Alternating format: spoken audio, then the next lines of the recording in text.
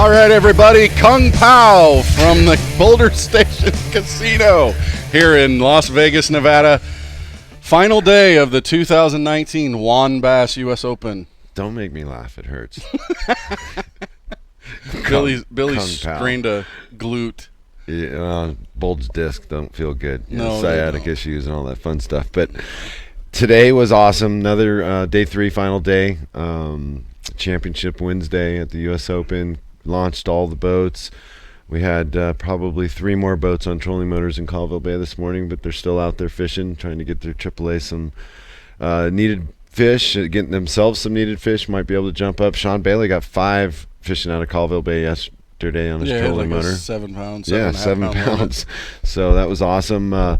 But it was a good launch, beautiful weather. Little bit of a wind. The water's got a little bit of a flick on it. That's probably going to help. Yeah, we couldn't get out there for today, unfortunately. The Bass Cat boat that we had been using needed to be used to keep a pro and a co in the hunt. Mm-hmm. So that's what we do here. We use everything we have to keep these guys on the water and paired up. And we had some shuffles this morning. A couple guys decided they didn't want to go on the trolling motor and go home instead. And really? Yeah, a couple things. Wow. Phone calls I'll be making. But anyway, it's an awesome day. The top 20 went out. We did a little video with Paul down there on the water, put it up on Facebook, a lot of different stuffs. He saw nothing. Well, he saw nothing, but because I was like, you told me that, and I'm like, wait a minute, I was with them. We saw a beautiful sunrise. We saw the Narrows. We saw some guy fish. We took some pictures of guys fishing, so I got to ask him what nothing looks like. But we love Paul. Paul's been doing an awesome job. Paul's one of our editors at Juan Bass, and he's here. He's the one doing a lot of the posts. And oh yeah, by the way, Paul, it's hashtag Juan Bass U.S. Open. So I don't know if that hashtag U.S. Open's helping us or U.S. Open tennis, but I'm not sure. But either way, it's all good eyes. A bunch of tennis people are finding out about the Juan Bass tournament right now. That works. Hey, but use everything to your advantage. Yes. I'm excited to see what happened. Nick Salvucci, man, he got 2nd place last year. He's gotten, I think, a 5th place. He's a really good angler. He does well at Clear Lake. He's Jared Littner's team partner. If he's fishing, he's Jared Littner's partner. He's from the Central Coast area, I think, with Austin Bonjour and Patrick Toohey and John Ziola and that whole crew over there. How about that? Is it Austin Kubica? The young kid, the 16-year-old that was with Littner the other day. Mm-hmm. How awesome is that? That's a great story. Isn't it? Yep. I mean, you got a 6'5" guy and a 4'4" kid, and it's just awesome. The kids coming in here, we've got a couple 6'6" kids that are fishing as pros. I forget his name right now, but it's good to see the kids involved. 16 is our minimum age, so if you're looking forward to fishing the U.S. Open someday, make sure you've turned 16 by the time the tournament happens. We welcome the kids. We've got a lot of people here supporting us, both with the kids, the parents that come down. It's pretty awesome. Melody Miller has become a volunteer staff that's going to probably be on hand at every event, and we want to thank you and everybody that's helped at the weigh-ins and helped in every aspect and shuttling people back and forth. We couldn't do it without you guys. It's a huge moving monster that's got lots of legs, and we've put shoes on all of them. Well, over the past several years, when we've run the tournament, you have the boats come in and go through the circle, and you've had a the drive-by weigh-in. Mm-hmm. Yeah, so the guys go through the circle and they go through the weigh-in, and they the boat gets pulled away. You've made some changes this year to how the weigh-in operates, and it seems to have smoothed things up even more so than usual. Tell me a little bit about how that all came together and the actual function of it. Well, I always like to improve things for efficiency. Mm-hmm. I'm dyslexic, and so I've learned through life that you've got to kind of solve problems backwards in the way I do things. Mm-hmm. So I think of solutions rather than, and they just kind of come to me if the way I think about it. And I always look at the process that we have and see where we can improve or put a little grease in the corner so it just is a little smoother, because I demand perfection at these events. I don't want the anglers to know anything about what's happening behind the scenes that may clog things up, or at least in my mind not be to par, because I'm pretty critical on myself and I like perfection. So I looked at the process, and it's the drive-by weigh-in has been something that's been involved with the U.S. Open for years, and I had to fight with National Park Services to continue to allow us to do that for a number of years, because they were concerned about the fish. But our mortality rate on the fish has been great for the last few years, and we do a great job with the fish, so they let us kind of do our thing. But the process was typically they get a ride up the hill to get their truck and trailer, go get their boat, come up, go through the circle. They may or not prep the fish by the time they got up to the circle. If they had prepped them, it would be smooth. If they didn't prep them, they'd clog the circle, and then things would get bound up, and my process would get cogged by things, and I don't like things that cog up the process. So besides that, sometimes somebody would strand a boat right in the middle of the circle, which would cause a big backup. Yeah, you get a guy that wants to weigh, his co wants to go with him, and nobody knows, says anything, or talks to anybody. Is still sitting there, and you're backed up, right? So I knew that was a solution I needed to come up with, and I wasn't exactly sure how I was going to do it, but I had a plan to kind of put it together. And the idea was to set up a bump station completely away from the tent where we do our weigh-ins, so that there was a separate area that the boaters went to with their fish. They check in, they get their fish turned in, so we know how many fish, how many are alive, bag them in the bags that we need at the scales, clip them for big fish so that we know when they're coming up who's got a big fish and who doesn't. So, and fill out a little card with information, so that by the time they're shuttled from that bump tank area to our tent, they already know what they're doing. We already know what they're doing. We've seen their numbers on their chest. They've got their card. We've got that input to the computer, so that by the time both the guys now are able to come to the stage, because their truck and boats parked somewhere else, and get their opportunity to come on the live broadcast, doing it the way we changed. Because I had this vision of, hey, I want to do it like Bassmaster does. I want to do it like FLW does. And I want a stage and a scene, and I want both guys to be able to come up and get their kudos. That was my solution. The first day, as usual, and that's usually my most stressful day, is the first day of the U.S. Open, because some of the crews knew, but a lot of the people that I have this year are returning crew members. So we had, what we wanted to do. We implemented, but the next day we found and came together as a crew and said, if we did it this way, it'll be a lot much smoother. And we made a couple adjustments, and yesterday was as smooth as I had ever thought that it could be, based on the changes that I wanted to implement. I like another thing that you did this year too with the top 20. You put a band or a marker on their motors to let everybody know this was a top 20 guy, give them room. Yeah. Through the years, I've heard from guys, and it happens, and not just here, but a lot of different tournaments. You get the guys, and since we're a 3-day tournament, you'll see guys on the lake, and then obviously as the guy is starting to lead the event, and second day, I know where he was. Yeah, I know where he was fishing. I know the area. No, that never fishing. happens. And so you'd hear from these guys that are in the lead, and they're like, hey, Joe, whatever I haven't seen in 2 days, showed up in my spot and tried to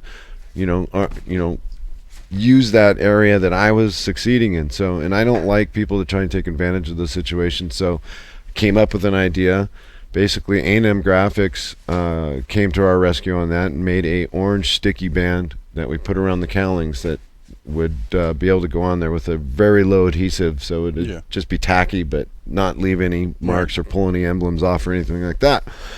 So the top 20 people were given those bands so that the other competitors would see them, and there was a 100-yard rule input on day 3 around those top 20 guys. So any of the other competitors that are not in the top 20 had to stay 100 yards from the top 20 guys. But this morning, at the beginning of the launch, I called all the 20 guys up front without the bullhorn, and I had a little conversation with them, because the top 20 guys still had the 25-yard rule amongst each other, because some of those guys were already in the same areas together, working together to get what they've got, because they obviously are in good water. So it bodes well for the sportsmanship and these guys working together. And I gotta commend these guys. I mean, there's been a lot of motor issues, a lot of issues happening with some of the boats and the competitors, but there's been so much support, people towing people in, going back to get them, getting them gas. Oh, yeah. Everybody here is supporting each other. We're a band of brothers. It's awesome. It is really cool. We got a question on the instant feedback about, you had a couple guys that chose to not fish today. What happens with their AAAs in that instance? Well, it wasn't a pro. It wasn't a pro that decided not to fish. Oh. It was, in this case, a AAA decided not to fish. So, a pro, I was, just finished the launch, and I was commenting to the guys who happened to be fishing the cove, which is available right beside me inside Colville. And I'm like, hey, because there's a guy fishing by himself. I'm like, are you in the tournament? Yep. I'm like, who are you and what's going on? Something's not right here. Well, he told me his name. He's like, hey, my dad's boat broke down. I gave him my boat so that he can get a chance at a check. So I'm fishing in his boat with the trolling motor. And I'm like, okay, I get that, but why are you by yourself? Because, well, my AAA decided because of the motor issues that he wanted to call it and go home because he didn't want to fish on the trolling motor. So anyhow, luckily, there was another boat situation that we were trying to fix this morning that we knew about. One of the local guys had some trolling motor and big motor issues. Tried to get it fixed, couldn't get it fixed. There was nothing he could do, and which then stranded a Korean angler. And so I went back, picked up the Korean angler, took him out to Alex, put him on Alex's boat. So now they're out there fishing together, and at least the Korean angler is getting to fish with a pro out there for a chance to catch some fish in Colville, where a lot of guys catch fish there. Yeah, and that's pretty cool when you think about it. Here's a guy that traveled the world to come over here, and like you had said yesterday, that their organization had put some people, their points winners or whatever it was, and flew them over here to be able to do that. And if he's one of those guys, just the fact that he came from Korea, to be able to be in a position where sportsmanship can happen that overtakes bad situation with motors or poor sportsmanship on another angler's part, that you can just kind of adjust. Right. I mean, we've got at least seven boats out there on trolling motors fishing in Colville Bay, keeping guys fishing and keep giving them a chance at $1,000 check. Yeah, it's a big fish thing. I mean, who knows? Maybe that $50,000 check comes right off the tire boom at. You never know. I mean, we got Luis Fernandez out there on a boat with literally no motor. The motor's in the back of a truck. Yeah, it fell off. Yep. But we saw nothing. I'm making myself laugh. Ow. Yeah. Billy's got a bum wheel. So flat tire on day one and a bum wheel today. Yeah, trying to throw curveballs. I was having nightmares thinking about being stuck on the side of the road because everybody was already out. Oh. And I had to get out there to launch, and pitch black out there. And luckily, this flatbed truck drove by, and nice lady in it. She stopped, pulled out her compressor, and gave me some air, and I made it to the launch. And that's amazing. Made it. So that's called fortuitous luck in my timing. corner. Karma's working overtime. So we know today's a busy day. You have to set up for the awards in the railhead room. Yep. You still got to get out there and do some final setup stuff for the day, as far as just kind of putting things in place, because you don't leave them out overnight. What is the rest of your day going to entail? Well, basically, I got to take care of a couple things here, make sure, like you said, the awards are kind of dialed in so that the room's ready so that we can go out there, do our job, do the weigh-ins, and everybody at home can watch and find out who actually wins this event on the pro side. The one thing we keep secret is who won on the AAA side, because we want to have some fun here at the awards ceremony. But during the live broadcast, the last 20 guys will be up last, and we've got the Bass Cat hot seat implemented this year. So we'll do the show out there from 2:15 till about 5. I think we've been going till. Yeah, right? It actually has been going pretty quick. Pretty quick. So if we end at 5 o'clock and we're able to break down as fast as possible out there, we should be able to start the awards ceremony at 7:30. We won't hold you to that. Yeah, 7:30.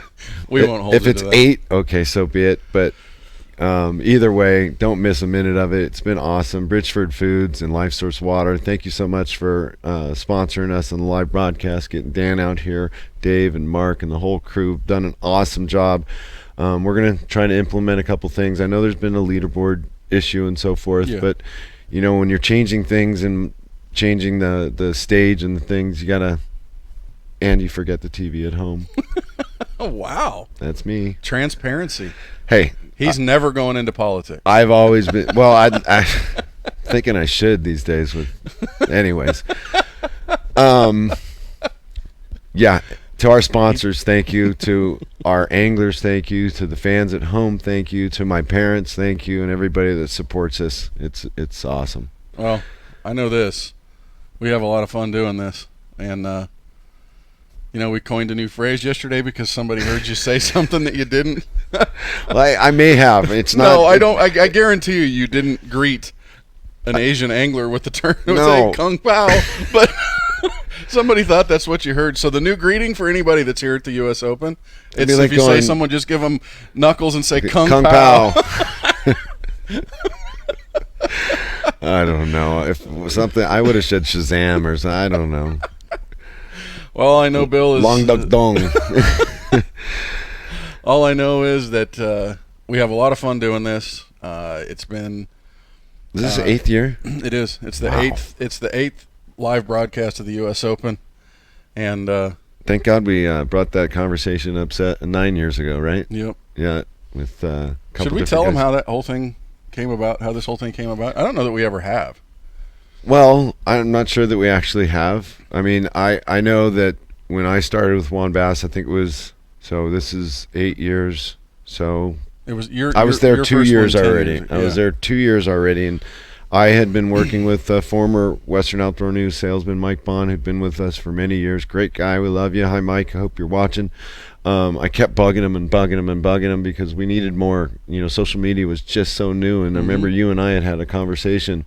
Well, I just being a West Coast guy, for me, this being the premier event and being a media guy, I would sit here and try to chase down people to find out what happened. And I finally called you after the second year of the event that you had been hosting it or running it, and I just said, can I show you how to make this thing a media outpouring that would then bring attention back to One Bass? And you said, let me get past all of the final stuff of the event and then we'll chat.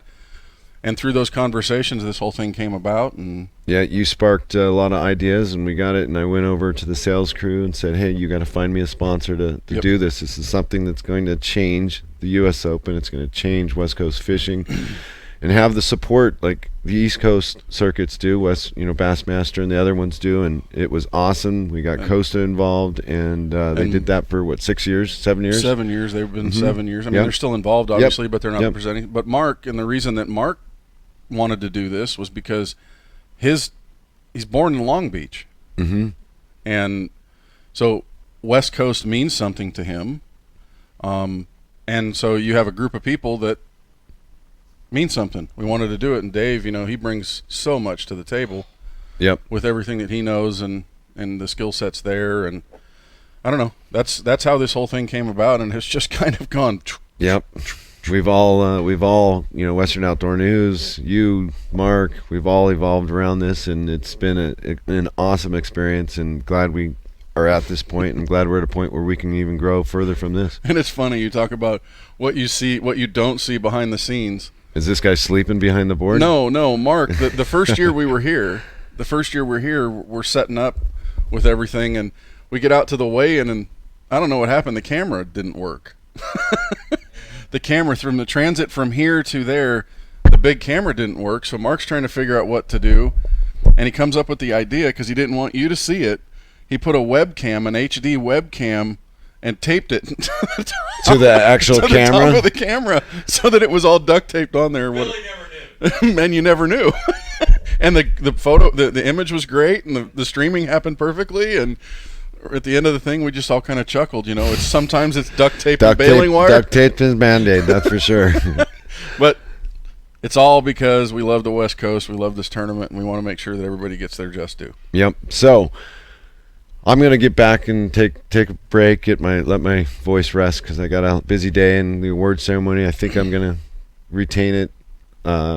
Mark Torres, one of the anglers, he's a beekeeper, and he gave me some honey. Oh, there you go. And I've been taking a couple. Chief? Oh, Chief, yeah, and it's been helping my throat a lot, which is Good. nice. So, anyways, I really appreciate all you guys watching, tuning in. Thanks so much for being here. I appreciate being the tournament director more than everybody would know, but. Thanks, guys. And I think you've authorized a few prizes to be given away. Yes, today. and these guys are going to give away some prizes. I got a pile of stuff over here, so they're going to do some questions, call in, take home some stuff from all of our great sponsors. I got one lose reel, which is a big bonus item. Super Duty 300. We'll be back from Boulder Station Casino in just a few minutes. Kung Pao. Kung Pao. The 2020 Cougar FTD Special Package is built to run and priced to win. Competition Ready Package comes full with proven accessories waiting for your personal touch when picking custom colors. Starting at the bow, the 2020 Cougar FTD SP comes rigged with a 45-inch Minn Kota Ultrex, Humminbird Helix Mega DI, a keel guard, and a padded front deck. Plenty of storage in the lighted boxes and space for you and your partner are part of the Cougar's full team deck and is a platform of choice for top-level pros like Mike Iaconelli. That's a 10-pounder. We stay. A Humminbird Helix 9 Mega SI unit centers the console, loaded with a regional Lakemaster card of your choice and surrounded by the interactive digital switch panel that includes a built-in security system.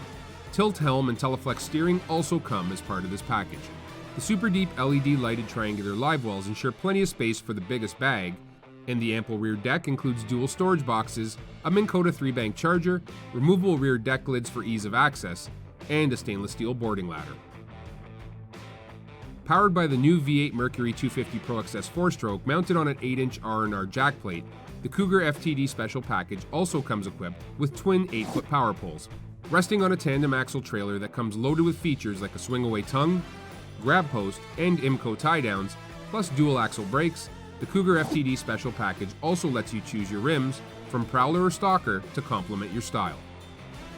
If you're in the market for a turnkey, competition-ready combo that's second to none in performance, build, and warranty, look no further than the 2020 Cougar FTD Special Package.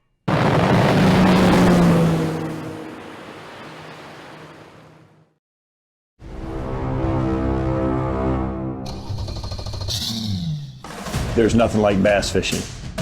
The strike, the bite, the fight. It's my passion. It's what I do. Bass fishing is not a team sport. You better be mentally tough. Success or failure, it's all on you. Focus on the variables you can control and don't worry about the ones you can't. I'm always striving for perfection. Everything I use has to perform at the top level because that's what I demand. It's all about the attitude. Put me under pressure, that's when I'm going to perform. Every day on the water, my goal is to be the best.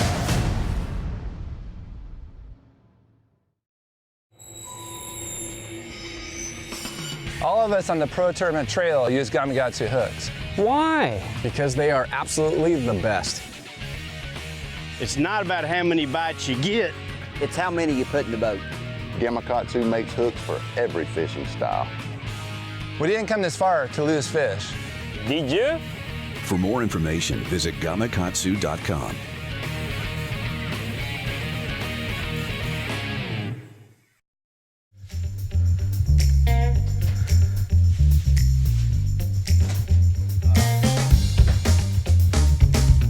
All right, everybody, we're back here at Boulder Station. Oh, look at Billy. He's going to drop off some goodies. Bye. I feel like my back immediately started hurting when I sat in the seat. Only when you laugh. Just transfer to stress. Only when you laugh. Well, you know what we're going to do? I think we've got Matt Pangrac, the co-host of Bass Talk Live. Mark Jeffries, you know. Well, we have to introduce him properly. He is the reigning and defending AAA champion of the One Bass U.S. Open, and will be so until, what, about 5:30 this afternoon? Yeah, not officially announced until the awards, but Panger, what do you got going on, man? Not much. I had a pop rivet wedged in the drain plug of my boat, so I had to go in and get the drain plug completely removed and then replaced so my boat doesn't sink. So, I got nothing. That's what you're saying? Got nothing?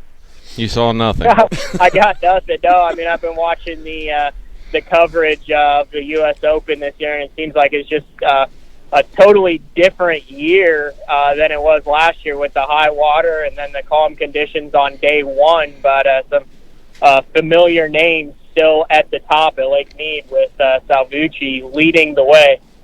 Well, one of the reasons we wanted to have you on, other than just hearing your melodic voice, was the fact that you actually had the opportunity to fish with Nick Salvucci last year as a AAA, and just wanted to get your thoughts and your take on your experience with Nick, what type of fisherman he is, and just your thoughts on him leading this thing. Yeah, I mean, from the get-go, fishing with Nick last year was my first U.S. Open, and obviously had known that he had won a big event before on Lake Mead, had been in the hunt in the U.S. Open before. Like, there is no, like, wanting to place or have a good showing. Like, he is win or nothing. I think he got second last year to Bub Tosh and is not a happy camper about it. So, I mean, this dude doesn't go out to, like, catch a limit or just stay in the hunt. Like, he comes to the U.S. Open to do one thing, and that's win. And he talked about that a lot. I mean, we had a long boat ride, and he's like, I'm getting to where we're going no matter what, because that's where I think I can fish to win. So I think he's already ahead of a bunch of guys who are just trying to, piece together a limit and stay in the hunt, because he starts hunting a different caliber of fish, and he's going to hunt that caliber of fish, until the tournament's over and he catches them or he doesn't. I think both days, I was looking back at the photos on onebass.com. I think his co had a big fish and he had a big fish, and then they were big pale largemouth too. So he definitely targets the winning caliber of fish on Lake Mead and doesn't really mess around with the go get a limit type fish. Yeah, you're right about that. Day one, he had a 295. Day two, a 334. I believe both days his co's, weighed in fish over, the 2.5 pound range. So yeah, his he's definitely around the right quality of fish. You've been in the boat with a lot of professional anglers, a lot of top name guys, a lot of guys with a lot of accolades and success over the years. We always think about, can somebody handle the pressure? This is a big deal. I mean, $100,000 fully rigged bass cat boat goes to the winner. Anything in his mental makeup make you think that there's a chance that he gets a little spun out on the final day, or do you think he's as solid as a rock as far as that goes?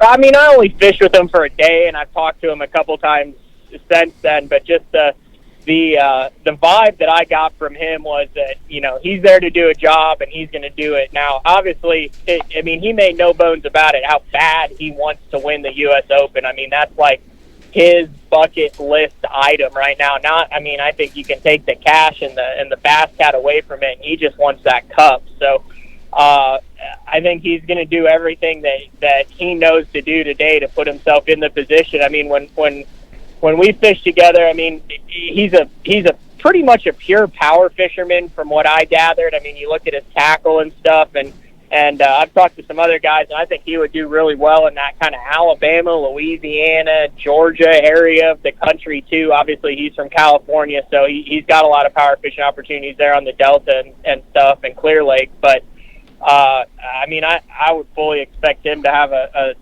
solid limit today. But I mean, there's also a little bit of luck involved too. That, like, when I was with him, I lost a big fish, and it's just going to be that one bite to carry him over the top. And I think 8 to 10 pounds, and he's going to make it really tough for anybody to catch him. So he could even have a down day. And it seems, with those guys making the long runs, it's hard to have 3 really solid days in a row like that, because the way I kind of understand it, a lot of those fish he's targeting like kind of live in that area, and it's not like, you know, you're catching a fish off a stuff and then there's another 4-pounder that's going to come back into that area the next day. I mean, that's a fish that's been there, it's there, you catch it, and it's gone. So I'd be really interested to see. I don't know how he got his limits the last couple of days, but maybe if he saved something for this final day, I would expect that he's fishing a lot of new water today. Well, that was one of the themes when we fished. Didn't really fish a lot of stuff twice, you know, regardless if we caught it. You go through it, boom, you catch the good fish out of it, and you go on to the next one. So you fished with him last year, and in the interviews that I've done with him for the press release both days, the first day he said he had 20 rods on his deck. Yesterday he said he was able to pare it down to 10 and that he caught fish on 4. He said he may throw the other 10 rods on the deck today. What kind of things did you see? And unfortunately we're not be able to out on the water today because of boat needs, but what kind of things did you see from him? What do you think he's probably doing today out there? I was thinking about that. You know, I drew like Matt Sure on the second day last year, and we pretty much did the same thing all day: a drop shot, a swim bait, Ned rig, that type of stuff. You know, all day, and spent a lot of times in an area. Man, I was thinking back, like Nick caught them on a buzz bait, he caught some flipping, we caught them on a trap, we caught him on a chatterbait. At the end of the day, he needed to call out a 12. He pulls a crankbait out, he catches one on a crankbait, through a spinner bait a little bit. All kind of power fishing techniques, but I mean, he definitely mixed it up, and it seemed to me like he had some like little sneaky stuff. Like towards the end of the day, we ran back, and he's like, I got one little stretch I want to throw a crankbait on. He made like 4 casts with the crankbait, caught a 1.5 pound smallie that culled out about a 1.25 pound largemouth, and he's like, yep, caught that fish there and moved on. So it kind of seems like it's like contradictory, but he's like stubbornly open-minded, if that makes sense. Like he has kind of a system, but he's not afraid to mix it up within that system. Stubbornly open-minded. That's a Panger quote if I've ever heard one. Is that similar to degenerative fishing? The best Billy Egan quote yesterday. Like he's going to catch a certain way. Like he's a power fisherman. He's going to target those bigger fish, but he's not afraid to. He's not going to just weld one rod in his hand the entire day, kind of like an Oklahoma guy would do. Absolutely. So we have Michael Fisher from Santee, California, leading the AAA side with 22.66. In a good position to win. Obviously, that's a lot to do with the draw and how things happen. What did it mean to you to take home that AAA title for the U.S. Open last year? It was kind of surreal because, you know, I started out with Nick, and I knew I'd gotten a really good draw, and I think we were in like 13th after day 1. And then, you know, we had a limit in the boat the second day in the first, like, 8 minutes of the morning. Like, just rolled up and went bam, bam, bam, bam, bam. And I'm sitting there thinking, you know, my first U.S. Open, hadn't done a lot of history about how hard it is to reach that double-digit mark 2 days in a row, because we had one day that was canceled for weather. So it kind of evolved, but looking back on it, man, you have to make a lot of decisions, and execution is also key. You know, from the back of the boat, and I think Bub Kosh talked about it last year. You've seen that AAA has helped Salvucci, but I mean, you can help yourself a lot by, if you're with a guy who's around fish, kind of working in tandem with him, and kind of figuring out a way that you can be an asset into the back instead of just a bonus. To where it's like, oh, maybe my AAA will catch one, maybe he won't. But I think those guys that really understand it and get it can kind of gauge the skill set of their AAA angler and then put him in a position to where he feels like he's not just a bonus, but is actually contributing as part of the team. How many fish did you actually, during the U.S. Open, not necessarily the end of the day, but how many fish do you think you actually put in the well, you know, on that topic, where you were able to take that pressure off your pro one of the 2 days, you know, either of the days that the competition days? Yeah, the first day, like the first fish right out of the bat, I put a 350 in the boat, which was crazy because it was like we were like 50 yards from Brett Height, and I caught it on a chatterbait, and it was actually a chatterbait that I had purchased off of Brett Height the year previous. So here I am in the U.S. Open, caught a 3.5 pounder to start things off, which I knew was big for me, while I was able to look at Brett Height. who was also fishing a chatterbait at the time. So that was kind of cool. And I think I ended up. You turned and looked. I had two of the 5 the first day, and then I caught 5 in the first 8 minutes the second day for a limit, like a 7.5, 8 pound limit. And I ended up weighing in 2 of my fish on the second day. Matt Sherrick called a couple out on a drop shot. So I had 4 of the 10 fish of the total creel for my weight, 2 each day, was my contribution. So, I mean, once I put 1 fish that I knew was going to make it to the scales, I was like, I did my job. So did you turn and look at Brett Height and go, in your face? No, I didn't say anything. That was kind of crazy because we caught it, and Nick like netted it, and then he threw it in the bottom of the boat. And, like, different pros are like different. Like, he like let me put a cold bubble on it and put it in the live well and everything, and like didn't even look at it until we took it out. And I was like, dude, that's like a big fish. And he's like, I don't know if it's that big. We pulled it out at the end of the day. He's like, where'd this one come from? I said, that was the one we caught the first thing this morning. He's like, holy cow. Yeah, that's not what he said, but that's all right. Good job. He was there with the net and was like weighing them as I caught him, would net it. I'd hook up again. He'd net it. I mean, he knew like down to the 1/10 of an ounce how much we had. And like he had made like 2 casts and we had a limit in the boat. And then, you know, he had the wherewithal then to say, okay, we're starting here. And then he went and did some big fish hunting, which actually paid off. It ended up allowing me to win and him to cash a good check. Yeah, Billy and Dan in the first segment talked about Mead's a big place, but sometimes the fish is really small. With this 250 boat field, it sounds like it's really fishing small this time around. With the areas you fished for the 2 days last year, were you sharing a lot of water with guys, and how did that work out?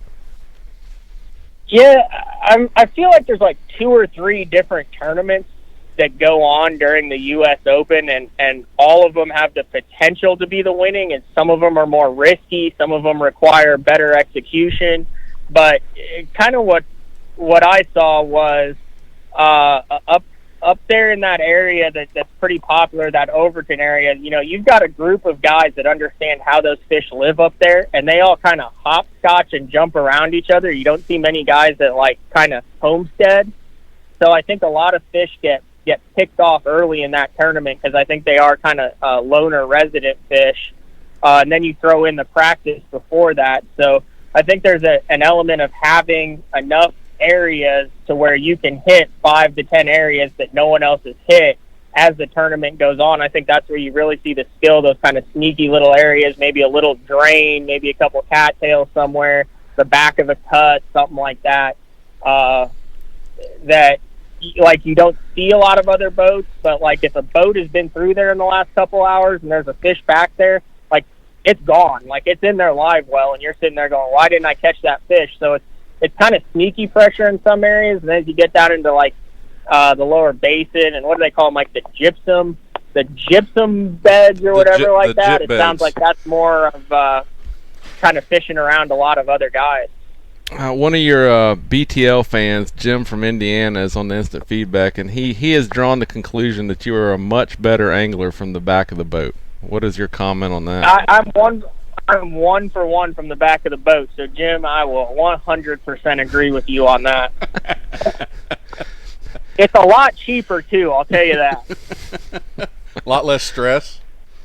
Yeah, I know. It's a lot less stress, but one of the things I mean there is some.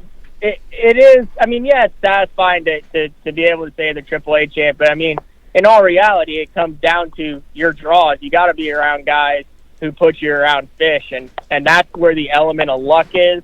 To where, you know, you suck from the front of the boat and you own it. There's a number of AAA guys who suck from the back of the boat, and they're kind of like, man, I never really had a chance. Let me ask you this, Matt. You've fished all over the country now, chasing you've done some opens, you've done some college stuff, you've done, federations, and now you're fishing Costas, and you made the Costa Championship. Do you think that this is a format you'd like to see grow across the country, this shared weight type format? As far as involving more people and a learning experience, I would say absolutely. Like, the main reason why I decided to fish the U.S. Open as a AAA was the shared format, having fished so much out of the front and knowing, like, what a U.S. Open title means. I mean, it definitely leads to more camaraderie on the water, better relationships, more of a learning experience, a team format. I think overall you get more bang for your buck in that. That being said, I mean, you're also going to have guys who win because a AAA angler catches them. And, if you catch 9 pounds on yourself and a guy behind you catches a 5-pounder, you got 13 pounds. So in a point year-end thing where you're trying to qualify for tours, I don't know if it works in, like, the one bass format and the way that they do that with the California and the Arizona Open and stuff. Absolutely. I think it is the best way to go. Well, but I mean, the comeback to that is, as a guy who, that's where I started fishing tournaments, was in team tournaments and pro-ams, which is what these are called, the shared weight formats, is the pros still found all those fish. And everybody's fishing under the same, conditions and same rules. So from a front of a boat, if you put your teammate in a team tournament, that wouldn't matter. So what's different in this? Just for the sake of argument, because I know you like to do that. For the sake of argument, I mean, you're going to have a wide variety of talent behind you. Now, I think the standard is there's very few guys that are able to consistently pattern and find fish. There's a bunch of guys that are able to catch fish. But that being said, I mean, you get a AAA in the back of your boat who's just getting into tournament fishing, maybe isn't as adept at long casting, hook setting, fish fighting, the nuances of it. You can be around the fish, and then it becomes luck of the draws. Do you get a guy who can put that fish in the boat, or do you get a guy who loses it? I mean, I screwed over Matt Sherrill last year. I hooked 1 over 4 and fought it on a Ned rig for 2 or 3 minutes, and then it came off. Like, if I land that fish for him, he's got a top 20 finish. Instead, he finished in the 40th. Like, is that fair to him that he was around it and his AAA hooked it and botched the fighting job? I don't know, but maybe you're not good from the front or the back of the boat then. You know what I'm saying? I mean, I really like the format, though, and I think Wombass has done a really good job of including everybody in that format to where everyone feels like they're part of the tournament and not just kind of there participating and hoping to get lucky. Yeah, what would you say to anglers that are kind of on the fence about coming out and fishing the U.S. Open as a AAA or as a pro? Dude, it's got to be a bucket list item, and I think you're seeing with what Billy and Wombass has done with their commitment to the live coverage and Bridgeford coming on for that, and then with what Rick and Dallas and Kevin Short with Bass Cat are doing with their plus the increased prize money. You have a lot of early entry fees. You're fishing for what, $160,000 on less than a coaster or open entry fee, and on the co-angler side, with all the drawings and the prizes, you have a pretty good chance of getting your money back. Plus, you're fishing like one of the most historic fisheries. You look at the guys who make an effort to fish this: Aaron Martins, Rick Klunz, the Randy Blockett's. I mean, there's a reason why you can go out weigh in 8 pounds, and these guys still say it's their favorite lake in the country. Just because of the history. Go back to the first classic on Lake Mead, the setting, the early mornings, the late nights, the 3 days that you get to compete. It's not just 2 and you're out. You got a chance to draw legends like John Murray and Cliff Perch. It's definitely a bucket list item, and you can actually take your family out to Vegas then. I didn't. My girlfriend's still pissed I didn't bring her out last year. But you can take the family there, have a good chance to get your money back, learn something. I mean, when you're going through the Narrows, I mean, you hear about that stuff, and you can't even describe it until you've experienced going through the Narrows or being in that lower basin or the Sunrise on Lake Mead. It's just something that there's so much history behind, and I think that history is kind of coming back to where people are starting to recognize what a special event it is. Yeah, our buddy Jesse, he's on the Instant Feedback. He's always with us every year on the live coverage. he said this a few times over the years, but is still a big proponent of taking this thing to a 4-day tournament with possibly like a top 60 cut or 25 or 50 or something on the final day. What are your thoughts on that? Do you think it's just traditionally a 3-day tournament, it just stays how it is, it would mess with the kind of the integrity of the event, or do you think it's a good thing for maybe a 4-day? Man, I like that 3-day. Like I said, Meade gets beat up a lot over those 3 days, plus the 4 days of practice that these guys have. You look at how tight the weights are. I was talking with texting with Brad Hallman last night and was joking like you could freak show a bag. I mean, the weights are so tight in this. There's still so many guys who can move up and have a chance to win. And the caliber of fish is in there. We've seen it in the past, a 17 to 19 pound bag. I mean, in all foreseeable, you could have a guy come in with 19 pounds today on the 3rd day after having 8 the first 2 days and being kind of top middle of the pack and have a shot to win this. So I like that 3-day element where you have to find fish for 3 days regardless, and there's no cut and the full field is out there. I think 3 days is the right amount of time for a tournament like this on Lake Mead. Yeah, it's interesting you say that about the freak show bags. I was talking to Clifford Perch a little bit last night at dinner, and Cliff's been in that 7.5 pound range both days, very consistent, good limits for Meade, but just hasn't gotten that bigger bite. And I said, well, just another 7.5 pounds, man, you'll get a check. And he just looked at me and just said 17. And I just kind of laughed. He's like, no, it's out there. And I remember, several years back, him coming in with that 15-pound bag. And he's like, dude, I've caught several 17-pound bags this time of year on Meade. He's like, it's not out of the realm of possibility. And we've got some wind that picked up just a little bit today out there. There's some ripple on the water, so that could change things a little bit and make the fish a little bit more.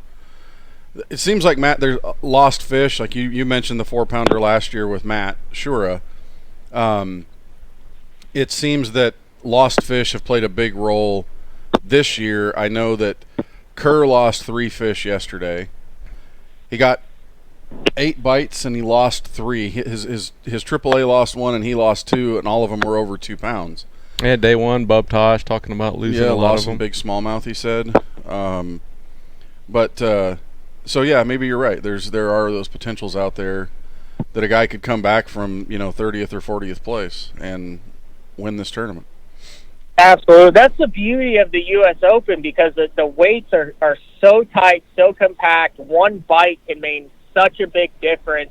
You have so many decisions that you have to make over the 3 days. You have areas of the lake that you might not be able to get to because of the weather. You have a ton of anglers in the field. You have areas of the lake where the fish are nomadic. I mean, you've got so many different factors involved, and I think that's why so many of these guys are all about winning it, because that's what they want to do. You have to have so many things go right, make so many good decisions. It's not a tournament where you're going to sit in one spot, camp there, and catch a school of 2.5 pounders on a ledge and just beat everybody off of one spot. You have to constantly, hour by hour, make decisions and then execute after long periods of not getting bit. Well, let me ask you this final question that we'll ask you. If, with your 1 year of experience, if you were going to come out here now and decide to fish this thing as a boater, do you know where you would start your practice period and what kind of things you would look at in doing this? Yeah, I mean, I think if you want to see, I've only seen it for 2 days in tournament competition. That's why I'm asking you. I think the way to do that is a power fishing deal. I think that you can make up a lot of ground with a 3.5 to 4 pound bite, that you have to have a lot of things go right to cull through those 1.5, 1 3/4 pound fish. That, one big bite can totally make up for that, which can be caught any number of ways on Lake Mead, but just coming where I'm from and what I'm familiar with, and I love, super finesse fishing, but the power fishing deal, the topwater buzzbait, chatterbait, that type of deal is what I would do if I plan on fishing it every possible year that I can from here on out. It's that special. So, what area of the lake would you start your practice in, do you think? I think that Overton arm is where it's down. Now, that's, I also think, is the most risky arm. To have three consecutive days to catch the big bites and catch those loner fish, but consistently year in and year out, you see guys make that long run and have a shot to win it. I know Bub didn't win it in that last year, but it seems like, you get down in the lower basin in Vegas Wash and that you have a lot of nomadic fish where it's kind of hit or miss, whereas at least you're putting your lure around the right caliber up there, whether you catch them or not. Well, Panger, I got one more thing before we go. All right. I'm sure Mark will get into the U.S. Open in Las Vegas experience the next time you guys have BTL. But, man, the West Coast guys are not a big fan of the term derby. We have had several people come up, seriously, and say, tell him no more derby. It's a tournament. Yeah. You get out on the East Coast and it's a tournament.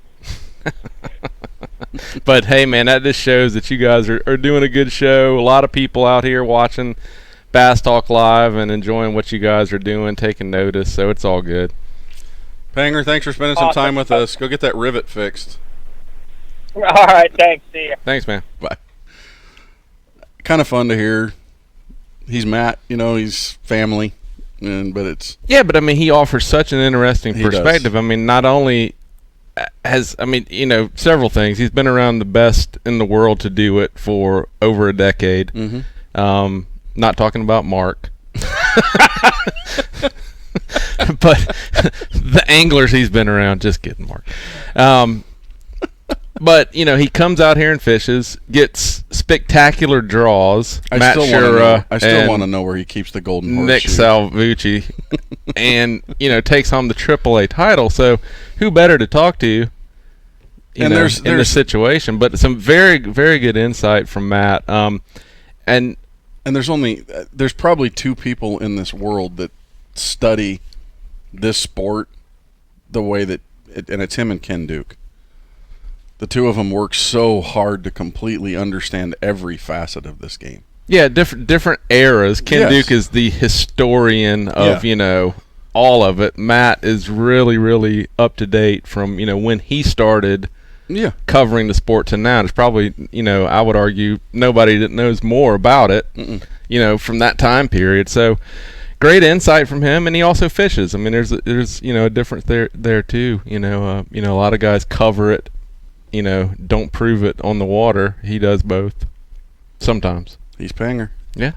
Are you giving stuff away? We are. We're going to take a break right now. I was just going to say that. Man, Mr. Impatient button pusher. We're going to take a break here. We are going to put out the hotline number. This is going to be the grand prize. And guys, we want you to call in with some good questions, some comments.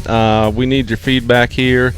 About what do you think about what's going on at the U.S. Open? Who you think is going to take home the title? Your thoughts on the whole process, and we'll give you some great prizes from some of our sponsors. We will be back from Boulder Station here on the One Bass Live Show, presented by Bridgeford Foods and Life Source Water Systems.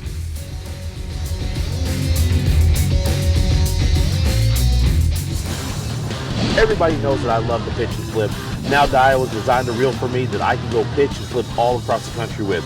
It's going to be the reel for me when I'm out there on tour. One thing I absolutely love about this new Tattoo Elite, you're going to get a distance cast, a much further cast. This is just going to be a sports car reel. This is one that you're ready to get, a high performance reel. The Tattoo Elite, is that reel for you? Very, very good reel. Best one we've ever made on the Tattoo series. Yeah, you care about gear ratios, inches per turn, and ball bearings, but most importantly, you want reliability and dependability in the equipment you use.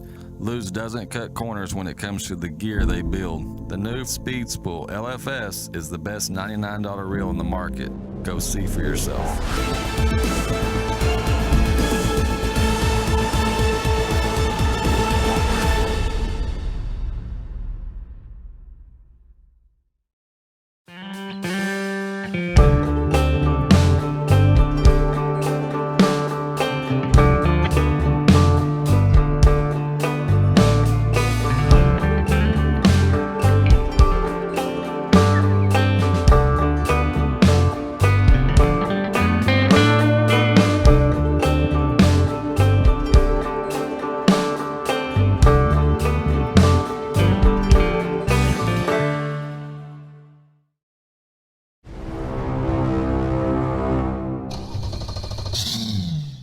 There's nothing like bass fishing. The strike, the bite, the fight. It's my passion. It's what I do. Bass fishing is not a team sport. You better be mentally tough. Success or failure, it's all on you. Focus on the variables you can control and don't worry about the ones you can't. I'm always striving for perfection. Everything I use has to perform at the top level because that's what I demand. It's all about the attitude. Put me under pressure, that's when I'm going to perform. Every day on the water, my goal is to be the best. What's the difference between Seaguar and other fishing lines? The difference is innovation. Exceptional strength. It's easier casting. It's consistency. Spool after spool, cast after cast. It's a commitment to lines that are always the best. For every angler, Seaguar is always the best.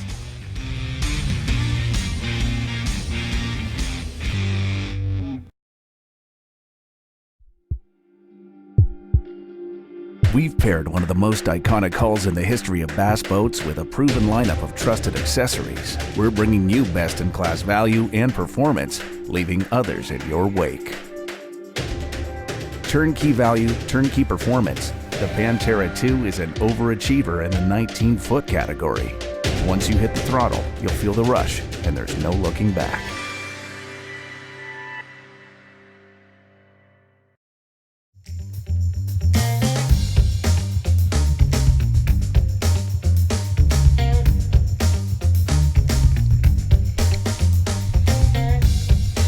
All right, everybody, we're back for our final segment of the morning show from Boulder Station Casino.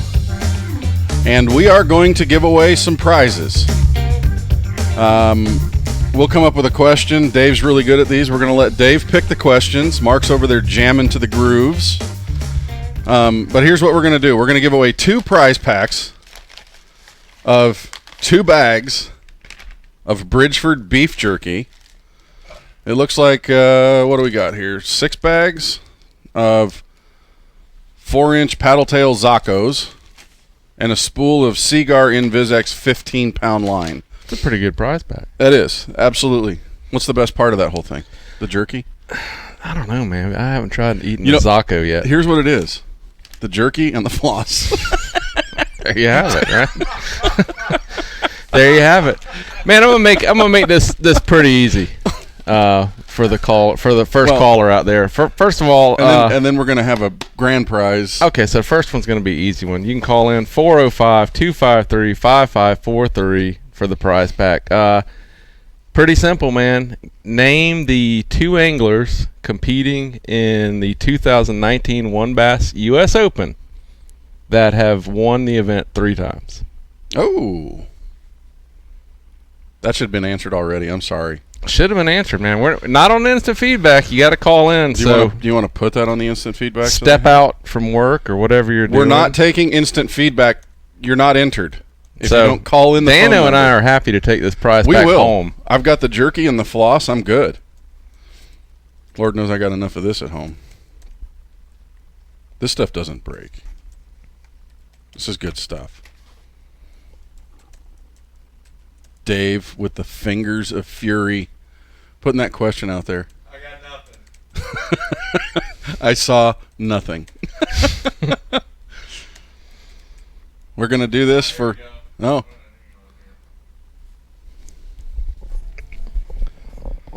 All right. Caller, who is this? Yeah, this is Mike Collins. Mike Collins. Mike, how's it going, bud? Where are you from, Mike?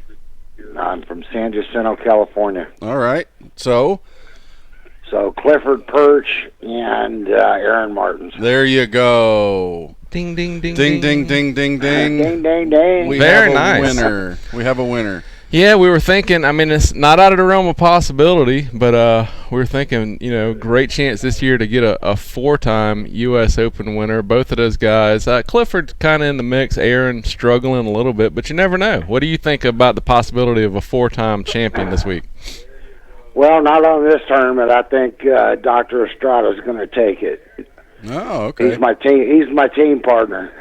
That'd be pretty cool, man. That's the guy. I always like to I always love the fact that they are listed on the standings as MD. Yeah, that's pretty cool. That's pretty cool. But we also, I think there's there's a stronger likelihood that we get a third 3-time winner in the U.S. Open in John Murray, because with being in 4th place, he's got a shot for that.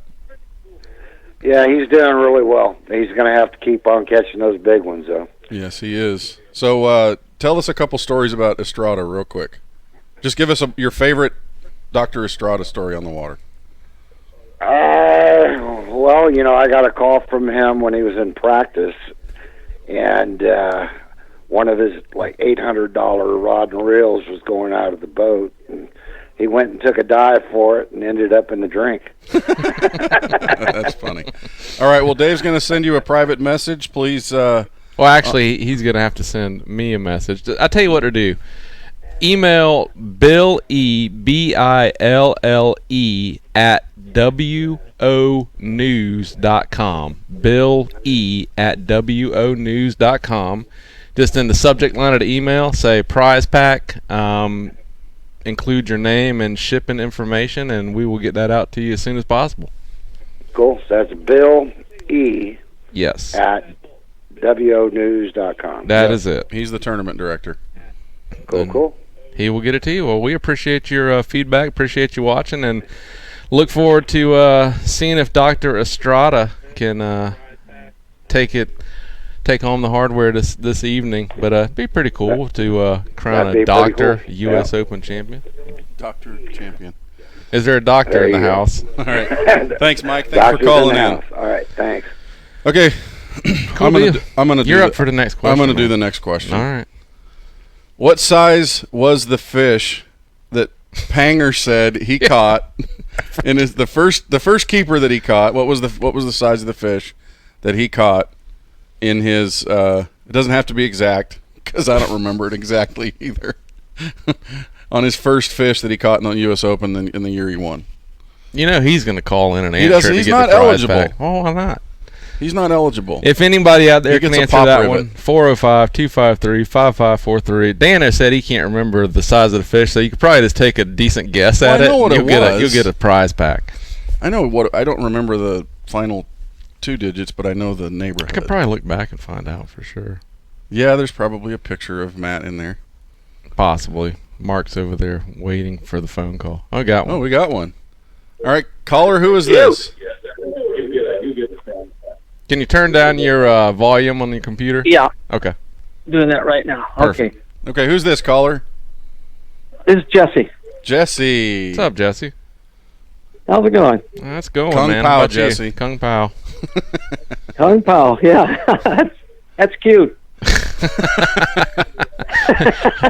Only Billy. Only Billy. What was the Only Billy, yeah. What was the size of the was fish? Was it 3.5 pounds? That's what it was. That's it, man. So you know the routine. Email Bill E at onenews.com and we'll get you out a prize pack. What do you think about this year's Open? I know you follow it follow it every year, if man. I was fishing, I'm working on getting my own boat right now. I'm going to get me the Phoenix boat. I'm looking at getting the Phoenix boat. I would be throwing a lot of light stuff. I'm a light line finesse person. I like throwing 4-pound and 6-pound tests. Yeah, I was talking to Aaron last night, and he was a big proponent of making this a 2-pound test only derby. You ever fish with 2-pound tests? Oh, that'd be awesome. I have 4 actually. Yeah.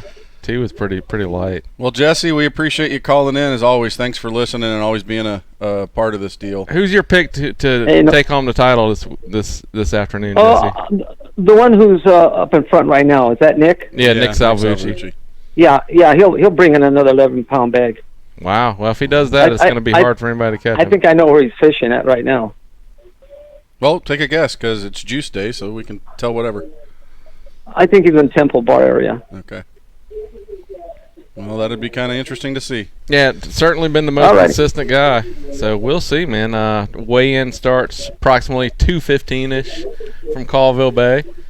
Alrighty. And, hopefully everybody out there will tune in and see us crown a champion at Colville Bay. And, of course, the post-game show tonight from Boulder Station Casino where all of the great prizes, trophies are given away, and you typically hear Billy lose his voice. That would be awesome. All right, Jesse, thanks for tuning in. We'll get that stuff out to you as soon as we can get Billy to do something. Do it. You got it. Thanks.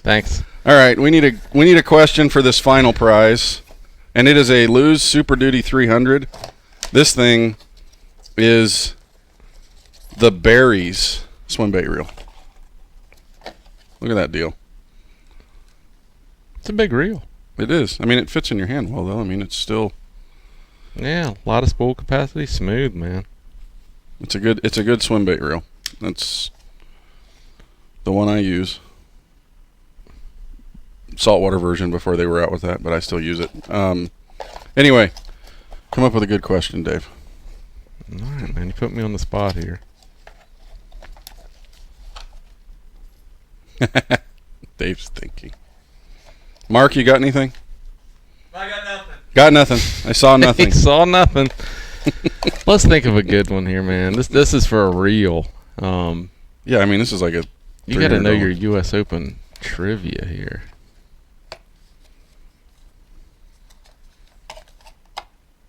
Now I'm just annoying myself with this. There we go. These things are kind of evil. It's so simple to put a reel in a box, and getting that flap to fold down flat again is just nearly impossible. Let's see. It'd be so nice to know who's finished second in the U.S. Open. All right, most. Let's go with this one. Okay. This one's. It's not easy, but it's kind of goes along with the theme. Name the 3-time U.S. Open champion that. Or one of the 3-time. Name one 3-time U.S. Open champion that is not fishing in the 2019 field this year. Okay. Might have a couple options there, right? I think we got one. One option. Just one option, I think. Yeah. The 3-time WON Bass U.S. Open champion that is not participating in the 2019 WON Bass U.S. Open. Who has also won a Bassmaster tournament in his career. Okay. 405. That's way too much, man. 405-253-5543. You get that one. There's the lose. They were already on the line. Who is this? Hey, it's me, Jeff. Oh, you can't win twice. You can't win twice. Don't give up the answer. I'm cutting him off. You're dumped, brother. You're dumped. Good try, though. Yeah, he would have won it. Yeah, he knows it. All right, we got another caller. All right. If this is Mike, you're not eligible. Who is this? This is Dougie out in Chandler. Oh, okay. Arizona. Dougie, who is it? I want to give a guess at Roy Hawk. Oh. He's in the field. He's in the field. Where's the shot? Yeah, it was a good try. Yeah, good try. See ya. Thanks. Still up for grabs, Dano. Yeah. Little Google research, you got it. Okay, we got another caller. Who is this? Mark. Mark. Where are you calling from, Mark? Mark whom? Bowers. Mark Powers. Where are you from, Mark? From El Cajon, California. Okay. What's the answer? Mike Folkstad. There you go. Oh, there were two. Ding, ding, ding, ding, ding. Well, congratulations, Mark. Once again, send an email to Bill E. at WONews. Okay. WONews.com. Bill E. at Can I write that down? WONews.com. Yes, Sure. absolutely. Absolutely. We'll wait on it. Do you have a pen and paper? Okay, what was it again? Bill, BILLE, at WONews.com. Hey, how many is Byron? Cool. Okay. And just put in the Sweet. subject line, lose Super Duty 300, and put in your name, shipping address, and when Billy returns to reality, he will. That may be never. But when Billy gets done with this tournament, he will get that shipped out to you, man. We really appreciate you checking out the coverage. Who's your pick to take home the 2019 WON Bass title this year? The guy leading it, I think. Yeah, I think everybody's kind of thinking, man, he's been so consistent that he's not going to stumble. I'm not rooting against him, man, but it just seems like the final days of the Opens, there's always a twist. There's always a twist, man. Right. Hey, you never know. He's got I would assume the way those weights are, a 2 and 3 pound lead is pretty good there right now. It is. He can probably come in with 8-9 pounds and probably win that thing, possibly. Yep. Yeah, we haven't really seen that big bag, and conditions are pretty much the same as they have been the first 3 days, and you figure after all the practice and 2 days of tournament competition, that place is getting pretty beat up. It's not impossible, but it'd be a difficult task to pull off a what Brad Hallman refers to as a freak show bag. Yep. Well, sure. Mark, thank you for calling in. We'll get this stuff sent off to you, or get that stuff sent off, and Bill will take care of you. Okay, thank you. Thanks, Mark. Well, we've given away the booty. We have wrapped up, I believe, the final during the day show of the 2019 WON Bass U.S. Open. We have, man. Always a pleasure, Dano. Successful 3 days so far. We got to get through the final day weigh-in, which will start approximately 2:15 live from Colville Bay. And you guys can tune in and see who takes home the 2019 WON Bass U.S. Open trophy that happens to be sitting right here. Yeah. And let's not forget the AAA. Yeah, the AAA gets to do it too. So yeah, a few more hours, Panger can still live in his glory of being the AAA champion, but after that, he's done. Well, that wraps up our morning show from Boulder Station Casino, the host hotel of the 2019 WON Bass U.S. Open, presented by Bass Cat Boats and Mercury Outboards. This has been the Bridgeford Foods Life Source Water Systems live show. See you this afternoon from Colville Bay Marina.